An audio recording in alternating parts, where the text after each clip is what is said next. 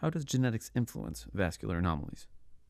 But of course, going back to the concept of what causes disease, it's always important to discuss whether or not there's an inheritable contribution or inheritable possibility. In terms of hemangiomas, although there's some work to suggest there might be an inheritable nature, our studies suggest that you're more likely to get an infantile hemangioma if you're fair and female, but that there's no strong familial tendency. That is, there's not a strong likelihood that there's a dominant or recessive gene. When Tony Young and I wrote the book back in 1988, we only had 3 or 4 pages devoted to the cause or the pathogenesis of vascular malformations.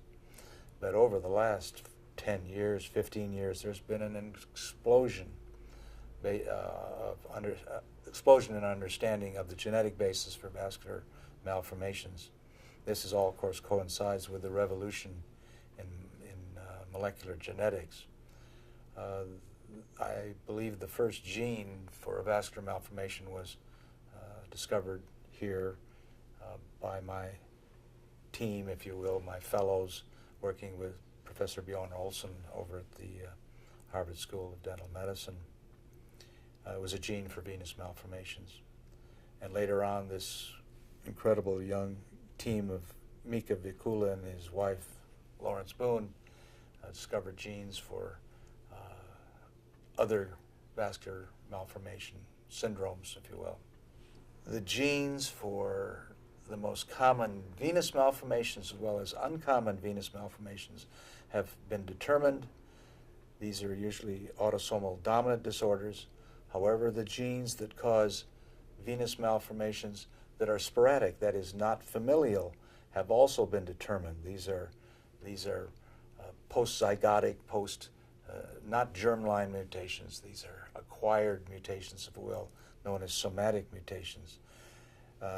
More recently, genes that are associated with vascular anomalies that cause overgrowth of tissues have been discovered. One of the first ones was discovered here.